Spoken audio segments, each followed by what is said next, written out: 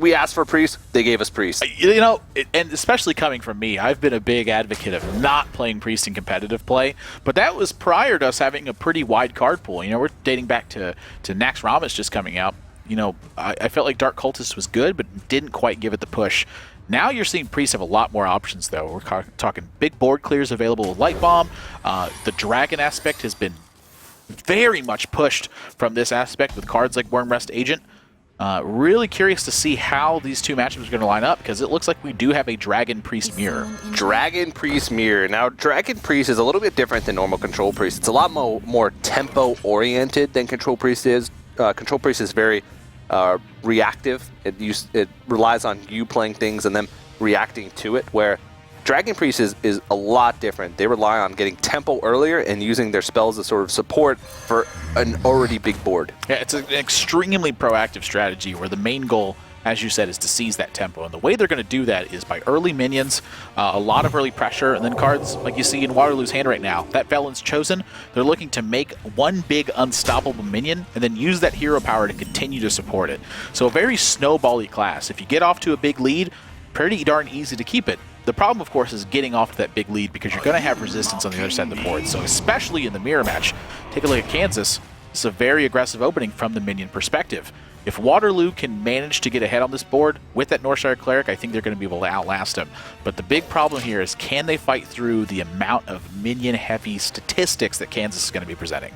Yeah, and the thing about Dragon Priest is, unlike Control Priest, they don't have swing cards. They don't have cards that can just clear the board and start fresh. Maybe they have one Light Bomb in the deck, but I've seen a lot of Dragon Priests run 2 Holy Novas and cut the Light Bomb out of the deck. So once you fall behind, it can be tough to sort of get back in the game. So having a good curve is especially crucial. Yeah, kind of talking about the swing cards that are available in this deck, though. Usually it's in the form of stuff like Felon's Chosen, Shadow Word Death, and Blackwing Corruptor. They want to use very small pushes to make sure they can take over the board.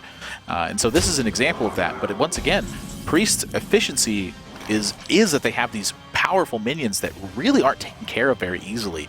So in a situation like this, I can see both of it being very dangerous for each team. Waterloo, of course, having to invest so much in this Northshire Cleric. Shadow Word Pain would easily take this out. Kansas, of course, doesn't have that. So now the risk that they're running is this one Northshire Cleric being able to take over the board.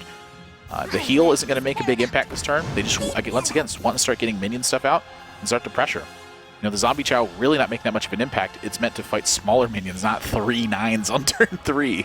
Yeah, the Zombie Chow doesn't do as much in this matchup. Kansas is really curving out with that Dragon synergy, having all dragons in their hand early on to really get like the Wormrest Agent out pretty quickly, and with the buff stats, and curving into Twilight Guardian, Azure Drake is what you want.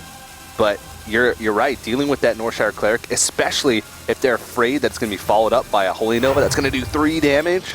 Yeah, I mean, it's a big problem. You can see they want to invest in the board, make sure they can take care of it. Now, Waterloo, great play back behind this. Not only can they continue to run over minions, but they have 2 different ways to approach this. The first one is with the Twilight Guardian. There's no dragon in hand, so that's a mistake they want to avoid. A mistake that I have made a lot myself, not paying much attention when you don't have another dragon in your hand. But the better one, I think, is to pick up a card this Northshire Cleric, go with the Wormrest Agent, and still make it difficult for Kansas to push through it. As you can see with this hand, they have no way to fight this just yet. Yeah, talking about Light Bomb, Waterloo decides to not cut it, and they do have a copy of that in their deck, so that's one of those swing cards that could make a big difference if they're behind on the board. Or if they have like a card like Northshire Cleric, which they buff with Felon's Chosen, I think doesn't get hurt too much by Light Bomb. Yeah, so Light Bomb is one of those cards where I feel like it fits really well into this deck, because if you don't manage to seize the early game, you have that big recovery. And so something this deck is doing is just fighting the attrition war. Yeah. The Light Bomb can help completely close that out or put you on great footing once you've gotten to that point. But, you know, just the same situation that Kansas was in last turn, now they put Waterloo in that situation. They don't have an effective way to fight through this board position just yet, so maybe they can get overwhelmed. Yeah, Chill Maw being drawn for Waterloo. They do have a pretty nice clear on the Twilight Guardian here, using the Blackwing Corruptor. Picking up a second dragon is actually a big deal, because now all of a sudden that Twilight Guardian that was sort of the activator for their other dragon cards can now be used on its own because they picked up Chill Maw as an activator. And picking up Shadow Madness gives them a lot of options to take care of this board, and using it straight away. Not a ton of minions in these decks that you're going to get a lot of value from Shadow Madnessing. You know, typically taking a Death Rattle is going to be lights out for this one, but look what's been invested into this Northshire Cleric and this Blackwing Corruptor. Not only a lot of mana, but also that Valens Chosen and also just the board position. They're the ones who come out with an advantage. I have to think that Shadow Madness is pretty rare in Dragon Priest. You don't see that too often. Yeah, it's, you know, the decisions are kind of split on where to dedicate your resources. I imagine if I see Shadow Madness, that a card like Holy Fire or Blight Bomb, for instance, not as likely to be seen in this build. So Waterloo, I feel like they're taking a more defensive stance, while Kansas trying to be a little bit more proactive with their strategy. Now, late game here, Kansas really needs to find a way to sort of shore up the difference between when they play Astro Drake and when they play Ysera, because right now, next turn they're going to play Astro Drake. They need to develop more threats beyond that if they're going to want to stay ahead in this game, because right now they have board control, but in the Priest matchup, the damage that you put on really doesn't stick too much. You can tell that it feels like Kansas has had board control for like the entire game, but they've only managed to hit for, what, 6 damage after this turn is over? The bigger one is that they have that little bit of edge in board development right now. So Waterloo, you know, normally in the matchups that you play, you get a couple threats out, you can start trading with your opponent's minions. But again, the hero power being able to heal up your minions really makes a big difference in how the minion pressure works. It's about more of a scaling effect than it is just outright having minions that can fight for the board presence. So at Kansas, really there are different options here, how they keep control of the board. They chose to go with the more mana efficient one this turn, which may strand as Thoughtseize for a turn or two extra. But I don't mind it right now either. You know, getting that extra heal effect, making sure that your minions are as healthy as possible to fight. It's really two different ways to look at it. And I think either way, this Chill Maw would have shut down the plays that are going to be made on either side of the board. Yeah. But golden Chill Maw. Yeah, I mean, just not like a ton of ways to really fight this. But they do draw Blackwing Corruptor, and so maybe they can do something here. But I think at this point, it's probably going to end up being like a one of those lose-lose situations where you kind of just hope for the best and really think that maybe your Sarah can carry this game. Yeah, you've seen that, if you're Kansas, you've seen that Waterloo has activated their other dragons with the Twilight Guardian earlier, so you have to know that the Chill Maw is sort of activated, so to speak, with that 3 damage Death Rattle. So it's really hard to push into this, because if you use the Blackwing Corruptor, you're throwing in your Twilight Guardian, you're pretty much going to have an empty board once it's done, except for a 5-1 Blackwing Corruptor, 5-3 after you heal it, which is still board control, but this is the turn where they were thinking, well, we're really going to swing it next turn. Yeah, 2 of these guys taking notes, by the way, as well. You see 2 pens in their hand and really deliberating over the best way to tackle this turn. You know, this is a minion you're not going to want to leave on board for very long, because it could just very easily snowball out of control. Again, just the hero power for Priest. When you get to these grindy battles, you have to make sure you've got the best way possible to deal with them. And so I think at this point, it's just a matter of sacrifice. Yeah, Kansas we talked to them a little bit earlier, they said they all have specific roles. Eggman, he's the guy that's controlling. They said Brain Leech, he's the guy that's going to be taking notes. And Bloodthorn is the guy just making sure that they're not missing lethal or missing a big opportunity. He's sort of that guy that's off to the side saying, you know what, you guys are about to do something really dumb. He's like sitting in his chair. It's like Grandpa sitting in his chair, and he's like, you don't want to do that. Yeah. You're like, why not, Grandpa? He's like, well, go ahead and try it. See what happens. You're like, I don't want to try it anymore, Grandpa. He's like, well, it's a good call. Learn from experience. Yeah. Yeah. Meanwhile, on the other side, Waterloo, they're deliberating theirs as well. Once again, just a tough situation to be in. I like to think that if my grandpa was on the internet playing Hearthstone, that his name would be Bloodthorn. It's the perfect grandpa name. I wouldn't expect anything different. They're going to go with using Shadow Word Death as a tempo play here, and kind of showing you the importance of continuing to battle for that. This is really the first time we've seen Waterloo have an edge outside of the first couple turns of the game. And 1 mana off of playing that Ysera, I mean, it's tough times. It looks like they're going to lead with Thoughtsteal here. And, that Ysera, it looks like it's going to be completely dominant on the board like this. But there's 2 things you really have to consider. The first one is going to be the implications of a card like Sylvanas. Can your opponent take Ysera, which obviously is the nightmare scenario. But there's also the other one of if your opponent has Shrinkmeister and Cabal Shadow Priest, they can actually just take the Ysera from you. So it looks like it may be a situation where they're very willing to play turn 9 Ysera, but you always have to be careful of the Cabal Shadow Priest and Shrinkmeister, because that can just completely turn the game around. Yeah, in some situations with Dragon Priest, sometimes you can't really afford to hold back too much, because if you make a weaker board in a situation where you have the potential to make a stronger board, it can come back to bite you. But definitely trying to read your opponent, see if that's the type of thing that they're going to go for with their style of deck. Then you can tell whether or not playing Ysera is a safe move. That's the other thing you have to think about too is, if you give your opponent enough time without playing Ysera, that gives them more time to potentially find that combination of cards that can swing the game back around. So it's one of those positions where you really, you're going to have to take a risk at some point. Oftentimes, I think it's better to take them earlier so that your opponent maybe doesn't have the right cards. Takes a pretty strong read, I think, to wait. You can also notice Kansas got the TeSPA card back. They do, yeah. Definitely participating, or at least whoever's piloting with their account right now has participated in a TeSPA event. Just noticed that. So yeah, it looks like Waterloo's going to go with Sylvanas. It's definitely a strong play on this board. Holy Nova would be a turn I think that they're not looking for. Light Bomb even in Kansas' side of the board too, so maybe something can get done right here. You saw the reaction to Light Bomb even too. Sylvanas, again, was very dangerous with the way this hand is constructed. That might have been what saves this game for them. Yeah, very true.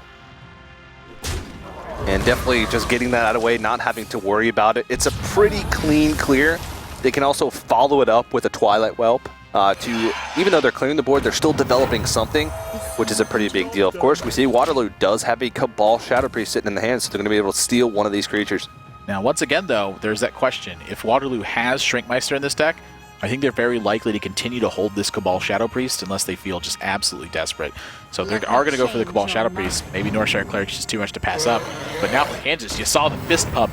They know that it's very unlikely Shrinkmeister and Cabal Shadow Priest is available. Whoa. I mean, I can't see a situation where this Ysera doesn't hit the board. Yeah, Nefarian being drawn from Kansas. Sometimes these Dragon Priest decks will top out at Ysera. Wow, foregoing the... Yeah, I'm really surprised by this. They're choosing to just go with more of a long-term card advantage route. So Second Thought Steal it does pick up a Vol'jin, which is very important, and Shadow Word Pain super efficient on a Twilight Drake. That's about the best answer you're going to get to this. But now their board position is being threatened by what Waterloo has. And so, they do have these two big dragons on board, but now they got to make sure the board doesn't swing out of control, so that way they have time to play these dragons. Yeah, this is a very back and forth game, and I guess that's just sort of the matchup. A lot of times tempo decks get into this war when one player doesn't have a strictly better curve than the other, which we saw in this game. Just a back and forth fight all throughout the match. So, first order of business, make sure you pick up those extra cards. And Waterloo with the Velen's Chosen in their hand, even they pick up a Ysera now.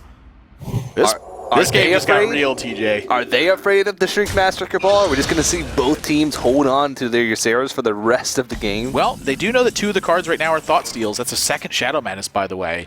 And Waterloo also has to know that they've been holding on to some big dragon for quite a while now. Yeah. The real card that's in question is that Nefarian draw. The Ysera's been sitting in hand all game. What could that Nefarian possibly be? And so in a situation like this, it's a matter of balancing just what you feel the right decision is, because Waterloo just created a tremendous amount of board presence. Kansas has to dismantle this first and foremost. This is a pretty cool play here. They're going to be able to utilize the Shadow Madness to get more health onto their Vol'jin. If they can grab the Dark Cultist, throw it into like the Cabal Shadow Priest, and it buffs up their Sen'jin up to Boulder Fist Ogre levels and beyond. 6/8 is tough to deal with. I mean, this is exactly... It's a Foe Reaper. It's a Vol'jin Reaper. It's a Vol'jin Reaper. Yeah. Vol Reaper Jin 1000. Kelthu Jin. We're going deep on this one. But yeah, this is the kind of position Kansas is looking for, and illustrating the power that Shadow Madness can have when you're fighting these tempo battles. So when they get kind of grindy, the small minions do provide a lot, but so do the big minions as well. And so they may have a 6/8 out, but that Ysera is uncontested right now, and they're the first Ysera on the table. This is going to get very dangerous for them. Yeah, and if you're Kansas, which big threat do you throw out? Nefarian could... I think you got to go for the mind control with Nefarian. That's very true. Very true. Like Ysera, here's the thing. Answering Ysera with Ysera certainly works, but now you're looking at, does my opponent draw a Nightmare? Did they draw a Dream? Are they just going to get too big of an advantage from one side? Shadow form. And not really what they were looking for. And so Kansas, they're holding on to that Ysera for that extra turn and going for that little bit of extra value digging into their deck may have cost them a little bit of ground this game. Yeah, Waterloo has to be thinking, what are they getting from that Nefarian? If I were Kansas, I might like even hold on to Shadow Form at this stage just to give them sort of the false sense of security there. I definitely totally agree with you too. And wow, Waterloo picks up the worst card in their deck at the moment. Nothing going for them with that Twilight Drake. Can't even activate it with another dragon. I can tell you what though, Light Bomb was not the worst card in their deck. Oh yeah, now that's they're pretty in pretty fantastic shape. Even going to hear up the Twilight Whelp instead of the Ysera. They think 4/8's just enough. And looking at that Kansas hand, TJ, I have to agree with him. I think that taking care of the Twilight Whelp definitely where you want to be. Ysera's sitting outside like, oh, come on! You're going to... Yeah. Like, who's the main tank here? we have to be thinking back to a couple turns ago when Kansas had that opportunity to play the Ysera and decided to go for a little bit more of a conservative play with the Azure Drake and the Tharsteel trying to get that Shadow Word Pain. And now they're in a situation where they just don't really have a way to deal with Ysera, and they're going to have to try and just brute force it, build up a big board, and just try and bring it down. Which we talked about this when Waterloo was in this spot too. Trying to brute force it doesn't always work against this deck because of the hero power being able to help minions stay alive. Yeah. And so in this spot, I totally agree with you. I think they do have to try to brute force it, but this is a major uphill battle. We're looking at a third dream card for Waterloo, and Kansas has yet to play their Ysera. And those dream cards, even though Nightmare might not be the best, Emerald Drake is actually pretty good because that's a huge threat that you're putting on the board, a 7/6. And Nightmare, when you're getting close to that place where you're trying to close out the game, Nightmare can be that extra 5 damage that you need. Or maybe even when you're just trying to trade up your minions and make sure you can start to push through. I mean, Also Twilight true. Whelp's pretty darn expendable in this spot, I'd say. But getting through 2/6, maybe not a task that you want to have to actually put forward. So step number one, he really doesn't want to give that Ysera any love. Oh, look at that. Wow. Vol'jin really unlocking a lot of potential, I think, with this turn. Whew. This is some scary stuff. But, is Waterloo in the same situation that Kansas was? Are they worried about Light Bomb at all? Well, they've already seen 1 Light Bomb. How likely is it that Kansas with a Dragon Priest deck runs 2? That's where you get caught. They haven't seen a Holy Nova. Yeah. They haven't seen a Holy Nova yet, which, I mean, there hasn't really been too many opportunities to use one, but you sort of have to pick and choose which types of those AoE clears that you use. Some players use like 1 Holy Nova, 2 Light Bombs. Some use 2 Holy Novas, 1 Light Bomb. Some use 2 Holy Novas, 0 Light Bombs. This is too much math for me. I'm getting confused. 2s and 1s, I don't even know anymore. I'm going to have to count those with like my fingers and toes. Yeah, I'll get back to you. Yeah. Waterloo is going to favor just holding on to the Holy Nova and making sure Ysera's taken care of. 4th dream card, is it now? No, this is the 3rd dream card now. Yeah, so two Emerald Drakes and the Nightmare, but that's still, I mean... Just the amount of stats that they're getting from this Ysera. I mean, at this point now, they've gotten 14, 18 power out of Ysera. It is going to take time to, get all this into play, but... There actually is a way to remove the Ysera this turn using Shadow Form for the extra 2 damage, or using Holy Nova. Yeah, I'm not sure you want it. I think Shadow Form's more of a liability than a strength at this stage in the game. Yeah, I totally agree with you. I mean, you got to go with the Holy Nova here, but now at the same time, Waterloo's just so far ahead from the amount of dream cards they draw. Are they going to be able to use this advantage to close this game out? Yeah, and whoa, Nelly. That's hello. That's a board clear. That is. And I'm sorry, 13 points of damage. Do they have enough with the Nightmare? That's a lot of damage. 18 points of damage what they got. So that is going to leave them 4 points of damage off, and you can see all of them deliberating over this situation. It's a difficult one to navigate, but even still going to remain patient with their resources. Going to just go ahead and sack the Dragon Whelp. They want the other Twilight Drake on board, it looks like. Yeah, that's a lot of damage that's going to be sitting on the board, though. But they miss an opportunity to push pressure, and you have to think, why not use the Holy Nova there? It's, they got to be thinking something. Maybe they're afraid that they're going to lose control of the board with just another Light Bomb. Well, I mean, really the big difference is I think they just want the second Emerald Drake out. So now, I mean, the difference between 14 power and 9 power, pretty significant. So they're even going to add the Twilight Whelp with it. I think they feel comfortable with this amount of push, and again, with the Vol'jin and Holy Nova, they even have ways to answer Ysera now. Yeah. Emerald Drake adding on to the Dragon synergy there, able to activate that Twilight Whelp with the Dream card.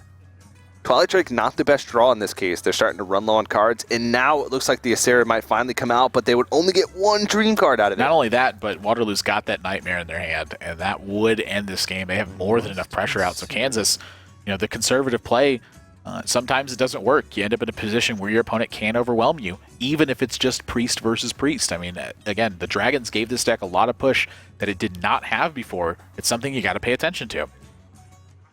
Every time I see this deck played in competitive play, it just seems like it's racking up more and more wins. It's very true. Very true. And you can play defensively in this situation, but you have to think that your opponent's still going to outvalue in the long run. So you got to take the risky play now. It's a little bit late, though, because that is going to be enough damage to close out the game. Yep. All they have to do is spot it, and you can tell, yep, there it goes. They know that if you go to the dome with that one, you're going to end up winning the game. The one guy that was in charge of lethal, he's like, I got it, guys. Yep, just that's lethal. Yep, just conk him right in the coconut. Yeah, crash him right in the cranium. Yep, knock him on the noggin. Knock him in the noodle. Yep, just thunk him right in the thinker. Yeah, going right up that chain of command. Yep, straight to the commanding officer. Straight into the dome. Yep, that's going to do it, Waterloo. Game number 1 under their belt, and all smiles for them. And how could you not be? What a grueling battle game number 1 was.